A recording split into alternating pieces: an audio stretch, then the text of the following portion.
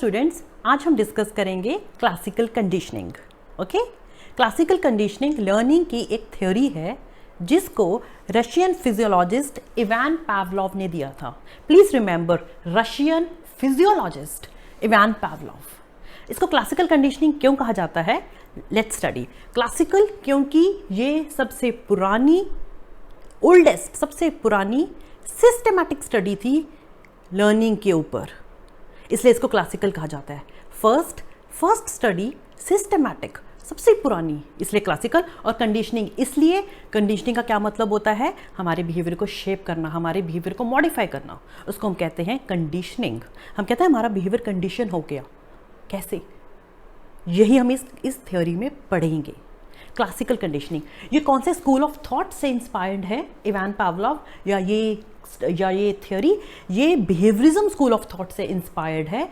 हमारे साइकोलॉजी में बहुत सारे स्कूल ऑफ थॉट्स हैं, बहुत सारे स्कूल्स हैं साइकोलॉजी के, जैसे कि structuralism, functionalism, behaviourism, gestalt and humanistic. तो ये जो थ्योरी है ये बिहेवियरिज्म स्कूल ऑफ थॉट से आती है। और बिहेवियरिज्म स्कूल ऑफ थॉट क्या कहता है? बिहेवियरिज्म स्कूल ऑफ थॉट क्या कहता है? All learning occurs through interactions with environment and our environment shapes our behaviour. हमारा जो इन्वायरमेंट है वो हमें शेप करता है, हमारे ऊपर हम जो भी हैं वो बिकॉज ऑफ आवर इन्वायरमेंट है। हमारा इन्वायरमेंट हमें इन्फ्लुएंस करता है, हमारा इन्वायरमेंट हमें कंडीशन करता है। कैसे? स्टिमुलस रिस्पॉन्स के इंटरेक्शंस के कारण स्टिमुलस रिस्पॉन्स और हमारा बिहेवियर बनता है। एग्जाम्पल, हॉट पैन है, गरम, हॉट पैन, हॉट स्टोव, आप उसके, वो एक स्टिमुलस है, और जैसे उसके ऊपर आप हाथ रखते हो तो आप अपना हाथ पीछे हटा लेते हो। ये स्टिमुलस है, हमने रिस्पॉन्स दिया, हमने उस पर हाथ रखा, और हमने इस स्टिमुलस रिस्पॉन्स की इंटरेक्शन से क्या सीखा? हमने ये सीखा कि इसको दोबारा हाथ नहीं लगाना, हमारा बिहेवियर बना। ये है स्टिमुलस रिस्पॉन्स इंटरेक्शन। इनके इंटरेक्शन से हमने ये लर्न किया, हमने ये एक्वायर किया कि किसी भी गर्म चीज़ को हाथ नहीं लगाते। तो बिहेवियरिज्म स्कूल यही कहता था कि आप जो भी सीखते हो वो बिकॉज ऑफ योर इन्वायरमेंट आपको कंडीशन करता है। और बिहेवियरिज्म स्कूल की ये बात मैंने आपको इसलिए बताई है क्योंकि ये हमें ये थ्योरी को समझने में हेल्प करेगी, हमें ये समझना होगा। अब हम बात करते हैं इनकी थ्योरी की। इवान पावलोव एक स्टडी कर रहे थे, वो एनिमल्स के, डॉग्स के सलाइवा को मॉनिटर कर रहे थे, ऑब्जर्व कर रहे थे, क्योंकि वो एक स्टडी पे काम कर रहे थे, और वो स्टडी थी सिक्रीशन ऑफ डाइजेस्टिव ग्लैंड्स।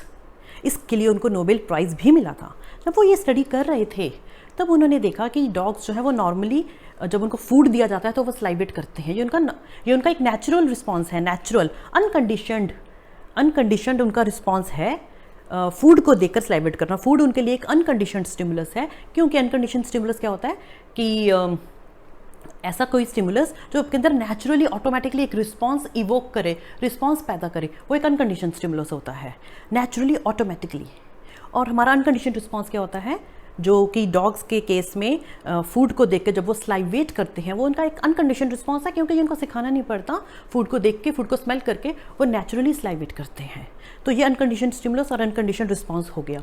तो इवान पावलोव ने ये देखा कि डॉग्स फूड को देख के तो स्लाइवेट करते ही हैं, पर अपनी स्टडी जब वो कर रहे थे और during the course of their investigation उन्होंने ये भी देखा कि इसके अलावा जो उनके लिए फूड लेके आ रहे थे, उनका इवान पावलोव या खुद या उनका कोई असिस्टेंट, डॉग्स ने जब ये देखा कि जब उनका फूड आ रहा है, जो उनका फूड लेके आ रहा है, तब भी उन्होंने स्लाइवेट करना शुरू कर दिया।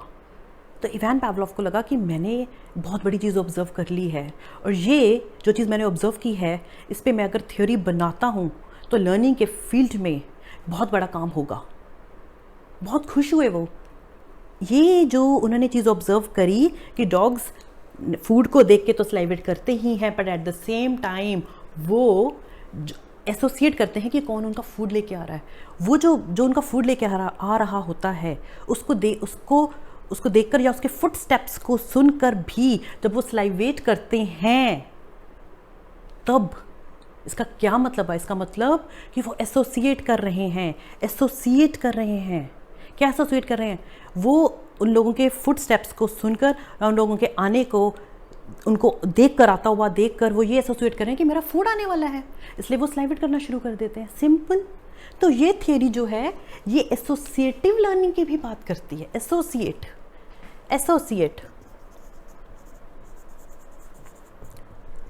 हम एसोसिएशन के बेस पर लर्न करते हैं, हम एसोसिएट करते हैं। तो उन्होंने दो चीज़ों को एसोसिएट किया, राइट। इसका बेस बनाया उन्होंने अपनी एक्सपेरिमेंट के लिए, जो उन्होंने डॉग्स पे किया, जो कि बहुत फेमस हुआ। डॉग्स, उन्होंने अब ये एक्सपेरिमेंट हम समझने की कोशिश करते हैं। बिफोर कंडीशनिंग, पहले क्या था, जो डॉग्स थे वो फूड को देख के स्लाइवेट करते हैं। ये मैं आपको बात बता चुकी हूँ, ये नेचुरल रिस्पॉन्स है, इसकी अनकंडीशनड स्टिमुलस है और ये अनकंडीशनड रिस्पॉन्स है, राइट। फूड अनकंडीशनड स्टिमुलस है, सलाइवेशन अनकंडीशनड रिस्पॉन्स है, क्योंकि सलाइवेट करने के लिए उनको हमें सिखाना नहीं पड़ता, ये उनका नेचुरल रिस्पॉन्स है, इसलिए ये अनकंडीशनड रिस्पॉन्स है। और अनकंडीशनड स्टिमुलस जो नेचुरल ऑटोमेटिक आपके अंदर पैदा करता है रिस्पॉन्स, वो हमारा अनकंडीशनड स्टिमुलस होता है। तो food is unconditioned stimulus, salivation is unconditioned response. सबसे पहले अपने एक्सपेरिमेंट में उन्होंने ये देखा कि ऐसा होता है। बिफोर कंडीशनिंग ये सिचुएशन होती है। उन्होंने एक न्यूट्रल स्टिमुलस ऐड किया जिसको देखकर डॉग्स रिस्पॉन्स नहीं करते, नेचुरली एक रिस्पॉन्स उनके अंदर नहीं आता, वो होता है न्यूट्रल स्टिमुलस। उन्होंने न्यूट्रल स्टिमुलस ली बेल, उन्होंने एक साउंड ली, साउंड ऑफ मेट्रोनिम, या हमें कहते हैं कि कोई बेल ली। तो बेल जो है वो एक न्यूट्रल स्टिमुलस है, क्योंकि उस बेल को सुनकर डॉग सलाइवेट ऑटोमेटिकली नेचुरली नहीं करेंगे। तो bell is a neutral stimulus. ये बिफोर कंडीशनिंग का हमारा फेज है। बिफोर कंडीशनिंग ये था, फूड को देख के स्लाइवेट कर रहे हैं, बेल को देख के स्लाइवेट नहीं कर रहे। इसके बाद अब क्या होगा, कंडीशनिंग कैसे कराएगा इवान पावलोव, वो कैसे करेंगे।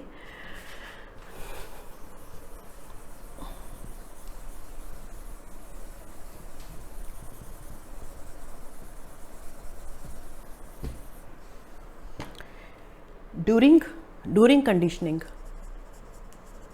ये है बिफोर।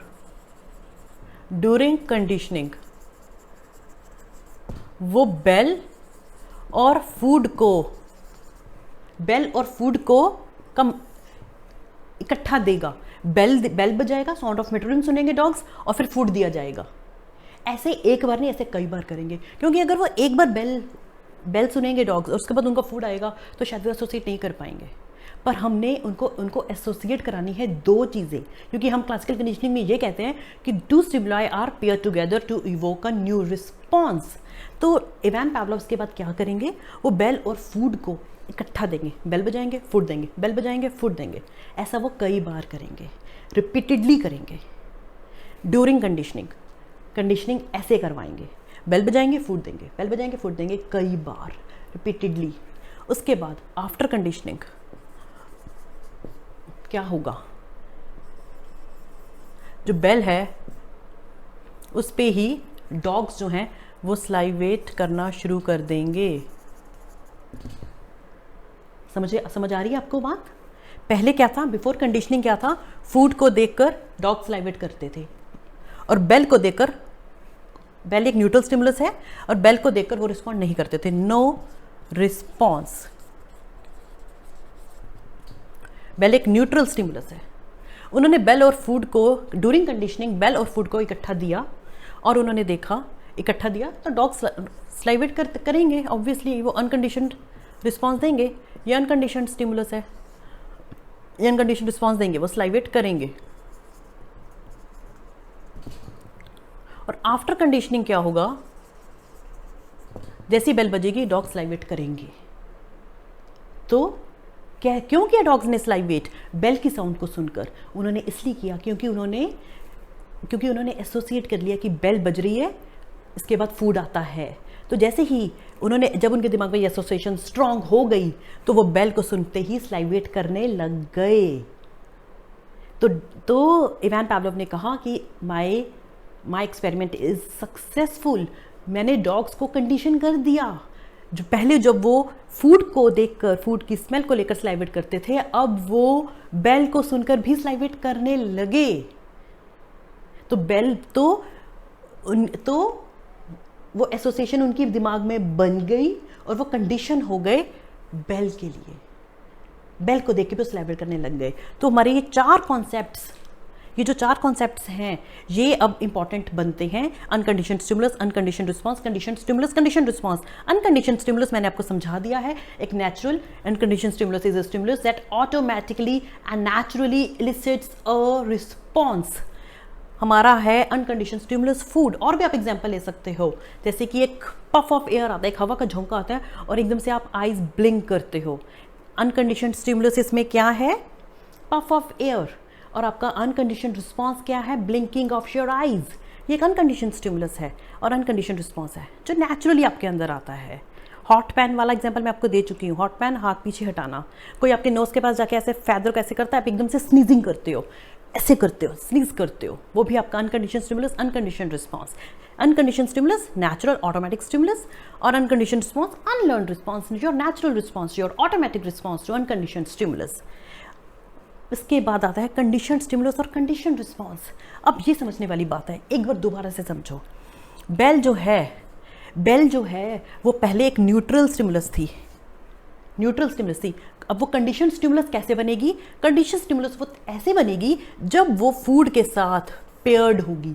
अभी ये एक न्यूट्रल स्टिमुलस थी बेल। जब वो अनकंडीशनड स्टिमुलस जो कि फूड है उसके साथ जब वो रिपीटेडली बार बार उसको पेयर किया जाएगा, बेल के बाद फूड, बेल के बाद फूड, बेल के बाद फूड, तब उसके बाद जब बेल इतनी स्ट्रांग हो जाएगी, फूड जितनी स्ट्रांग हो जाएगी कि वो डॉग एसोसिएट कर जाएगा और वो स्लाइवेट करने लग जाएगा बेल के ऊपर, तब जो बेल है वो हमारी बन जाएगी कंडीशनड स्टिमुलस। कंडीशनड स्टिमुलस क्या होता है? कंडीशनड स्टिमुलस एक न्यूट्रल स्टिमुलस होता है जो एक कंडीशन रिस्पांस इवोक करता है। पर कैसे करता है वो इवोक कैसे करता है? वो इवोक तब करता है जब वो अनकंडीशनड स्टिमुलस के साथ पेयर होता है। हमने यही पढ़ा है। ये एक न्यूट्रल स्टिमुलस है, ये कंडीशन स्टिमुलस अब बना क्योंकि ये कैसे बना? जब ये एक अनकंडीशन स्टिमुलस के साथ पेयर होता है। अनकंडीशन स्टिमुलस जो कि एक स्लाइवेशन का रिस्पांस दे रहा था, जब एक न्यूट्रल स्टिमुलस अनकंडीशन स्टिमुलस के साथ पेयर होता है, रिपीटेडली पेयर होता है, तब वो एक कंडीशन रिस्पांस इवोक करता है।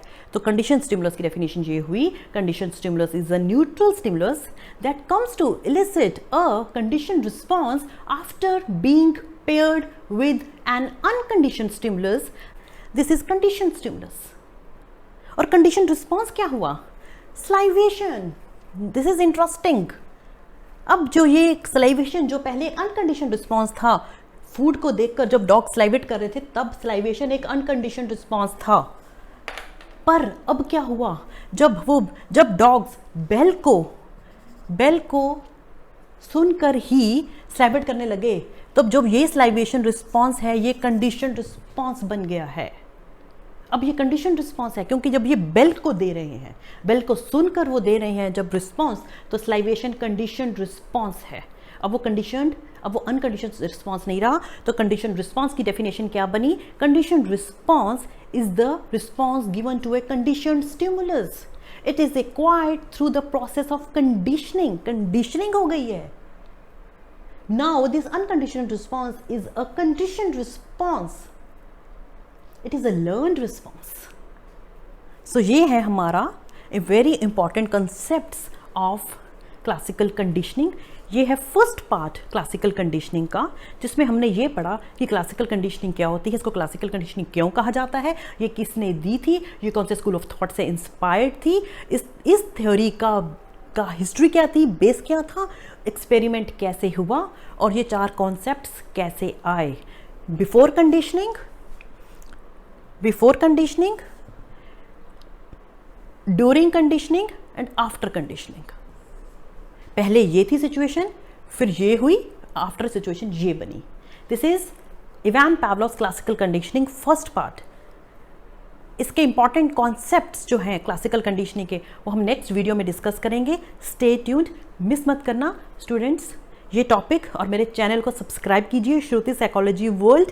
ठीक है, थैंक यू स्टूडेंट्स।